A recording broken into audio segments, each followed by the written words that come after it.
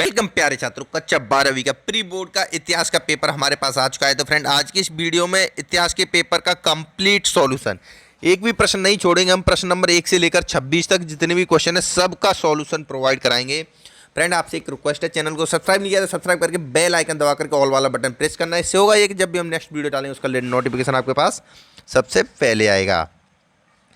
Friend, देख सकते हो यहाँ पर पहला क्वेश्चन की बात करें तो पहले क्वेश्चन का फर्स्ट ऑप्शन हो जाएगा चार्ल्स मैसन, दूसरे को हो जाएगा कुल, तीसरे को हो जाएगा पंपा देवी और चौथे क्वेश्चन का आंसर हो जाएगा अकबर। और फ्रेंड, पांचवें क्वेश्चन का आंसर हो जाएगा डॉक्टर भीमराव अंबेडकर। तो फ्रेंड, देख सकते हो यहाँ पर पहला क्वेश्चन कवर हो चुका है। इसके बाद बढ़ते हैं दूसरे क्वेश्चन की तरफ, जिसमें फर्स्ट ऑप्शन में आएगा नगरीय, दूसरे में आ जाएगा नायक, तीसरे में आएगा 13 अप्रैल 1919, चौथे में आएगा सरदार वल्लभ भाई पटेल और पांचवें में आ जाएगा क्या, देवनागरी। इसके बाद फ्रेंड तीसरे क्वेश्चन की तरफ बढ़ते हैं। तो तीसरे क्वेश्चन में देख सकते हो पहले में आएगा सागर, दूसरे में बांसवाड़ा, तीसरे में हरिहर और बुक्का, चौथे में चंपारण और पांचवें में आपको सूरत लिखना पड़ेगा। तो फ्रेंड, यहाँ तक आपके कुल मिलाकर के टोटल 3 क्वेश्चन कवर हो जाते हैं। इसके बाद जो चौथा क्वेश्चन है उसमें आपको मैचिंग द जोड़ी मिलानी है। तो इसमें इस तरीके से मिलाना है, जो गंगाधर रहेगा वो तक्षशिला से मिल जाएगा, ये वाला शिव वक्त से मिल जाएगा, कृष्णदेव राय तीसरा वाला तुलुव वंश से मिलेगा, नाना साहब कानपुर से मिल जाएंगे, जो पांचवा दांडी यात्रा ये मिल जाएगा 1930 से। तो इस तरीके से आपको सही जोड़ी मिला देनी है। अब बात कर लेते हैं फ्रेंड ट्रू एंड फॉल्स की। तो पहला वाला सत्य है, दूसरा वाला भी सत्य है, तीसरा वाला भी सत्य है, चौथा वाला भी सत्य है और पांचवा वाला असत्य है। तो फ्रेंड, इस तरीके से आपको ट्रू एंड फॉल्स भी मिलान कर लेना है। इसके बाद बढ़ते हैं फ्रेंड छठवें क्वेश्चन की तरफ, जिसमें पूछा गया वाट। तो फ्रेंड देखिए वाट क्या है। वाट चर्ट नामक पत्थर से बनाए गए थे।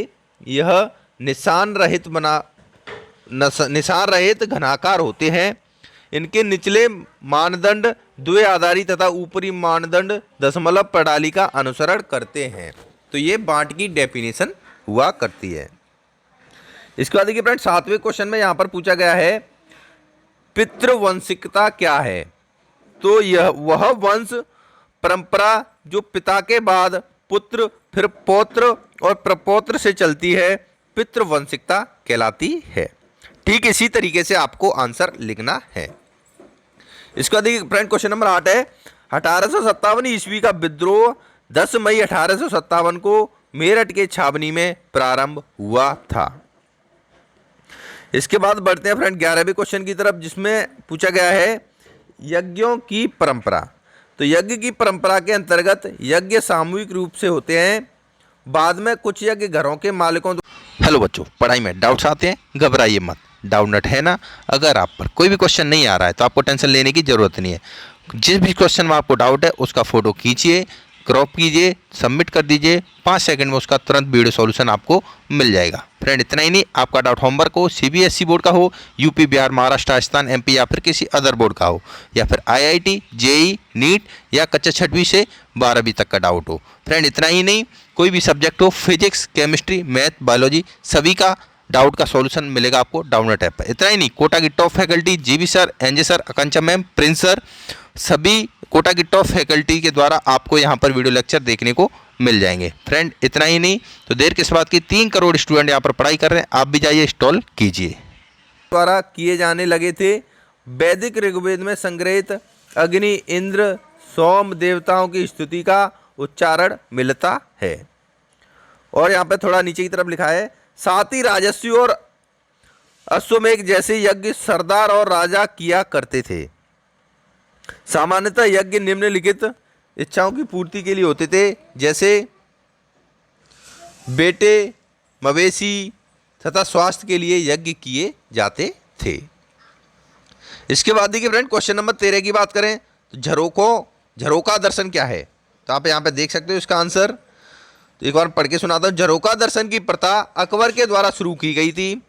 बादशाह अपने दिन की शुरुआत सूर्योदय के समय कुछ व्यक्तिगत प्रार्थनाओं से करने के बाद पूर्व की ओर मुंह लिए एक छोटे झरोकों से आता था और लोगों का अभिवादन करता था। इस प्रथा का उद्देश्य शाही सत्ता के प्रति लोगों के विश्वास को बढ़ाना था। इसके बाद देखिए फ्रेंड नेक्स्ट क्वेश्चन की बात करेंगे हम। रोलेट एक्ट क्या है, प्रश्न नंबर 14। तो रोलेट एक्ट का आंसर आप यहाँ पे देख सकते हो। चाहो तो आप इसका स्क्रीनशॉट ले लीजिए और अपनी आंसर बुक में नोट कर लीजिए। तो प्रथम विश्व युद्ध के पश्चात ब्रिटिश सरकार की नीतियों के परिणाम स्वरूप संपूर्ण भारत में असंतोष एवं क्षोभ की भावनाएं प्रबल होती जा रही थीं। उस पर अंकुश लगाने के लिए सर सिडनी रॉलेट एक्ट को नियुक्त किया गया।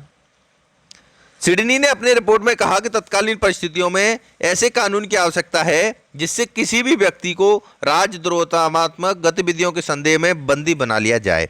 इसी के आधार पर 1919 में रॉलेट एक्ट पारित किया गया। इसके अत्यंत दूरगामी परिणाम हुए थे। इसके बाद फ्रेंड क्वेश्चन नंबर 15 पूछा गया है, सिंधु सभ्यता की नगर योजना के बारे में आपको बताना है। तो यहाँ से थोड़े बड़े बड़े क्वेश्चन स्टार्ट हो जाएंगे 3-3 नंबर के, आप इसका भी स्क्रीनशॉट ले सकते हो। ठीक है फ्रेंड, इसके बाद बढ़ते हैं क्वेश्चन नंबर 16 की तरफ, जिसमें पूछा गया है महाजनपदों की प्रमुख विशेषताएं लिखिए। तो यहाँ पर देखिए 3 विशेषताओं का अभी आप स्क्रीनशॉट ले लीजिए। उसके बाद टोटल 5 विशेषताएं आपको लिखनी है, तो 2 विशेषताओं का आप यहाँ से भी स्क्रीनशॉट ले सकते हो। तो इस तरीके से ये वाला क्वेश्चन आपका कवर हो जाएगा। इसके बाद फ्रेंड क्वेश्चन नंबर 17 की बात करें, पितृवंशकता अनिवार्य होने के क्या कारण थे। तो नंबर 1 वंश परंपरा को चलाने के लिए, नंबर 2 उत्तराधिकारी संबंधी झगड़ों से बचने हेतु। इसके बाद क्वेश्चन नंबर 18 का अथवा वाला क्वेश्चन है, सूफी मत के सिद्धांत लिखिए। तो इतना आप स्क्रीनशॉट अभी आप ले सकते हो। इसका पहला सिद्धांत हो जाएगा परमात्मा की एकता में आस्था, दूसरा हो जाएगा भौतिक जीवन का त्याग, तीसरा हो जाएगा यहाँ पर प्रेम को महत्व, इसका स्क्रीनशॉट ले लीजिए आप, और चौथा हो जाएगा गुरु को महत्व, और पांचवा हो जाएगा धार्मिक सहिष्णुता, और छठवां हो जाएगा हृदय की पवित्रता। तो फ्रेंड ये क्वेश्चन यहाँ पर खत्म हो जाए। उसके बाद बढ़ते हैं 19वें क्वेश्चन की तरफ। तो विजयनगर के शासकों द्वारा जल संचय किए गए प्रमुख कार्य। तो आप यहाँ पे देख सकते हो, ये भूमिका लिखी हुई है, इसका स्क्रीनशॉट ले लीजिए यहाँ तक। उसके बाद ये निष्कर्ष आ जाएगा, यहाँ तक स्क्रीनशॉट ले लीजिए। इसके बाद बढ़ते हैं फ्रेंड क्वेश्चन नंबर 20 की तरफ।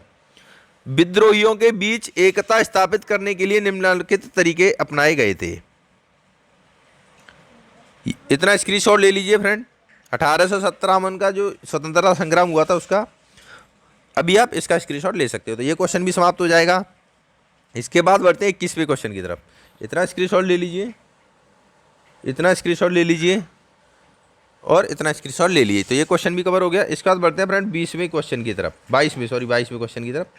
इतना स्क्रीनशॉट ले लिए, यानी सांची के स्तूप के संरक्षण को भोपाल की बेगमों की भूमिका, इतना ले लिया। इसके बाद इतना ले लीजिए, उसके बाद फ्रेंड इतना ले लीजिए। तो ये क्वेश्चन भी कवर हो गया। थोड़ा सा और नीचे की तरफ आएंगे, निष्कर्ष को भी पढ़ लेंगे। इतना ले लीजिए और निष्कर्ष का भी ले लीजिए। तो ये क्वेश्चन भी अभी कवर हो चुका है। इसके बाद 23वें क्वेश्चन की बात करें तो बाबा गुरु नानक के मुख्य उपदेश लिखिए। तो अभी आप 2 उपदेश यहाँ से स्क्रीनशॉट ले लीजिए, 3, 4, 5 उपदेश यहाँ से स्क्रीनशॉट आप ले सकते हो। ठीक है, गुरु नानक जी के संदेश का संप्रेषण यहाँ से स्क्रीनशॉट ले लीजिए। क्वेश्चन भी कवर हो गया फ्रेंड। इसके बाद 24वां क्वेश्चन देखिए, मुगल साम्राज्य के केंद्रीय प्रशासन के कार्यों के अनुसार प्रांतों में भी कार्यों का विभाजन किया गया। प्रांतीय प्रशासन के प्रमुख अभिलक्षण थे। तो 2 यहाँ पे देखिए, स्थानीय प्रशासन और सूबा। इसके बाद देखिए प्रशासन व्यवस्था।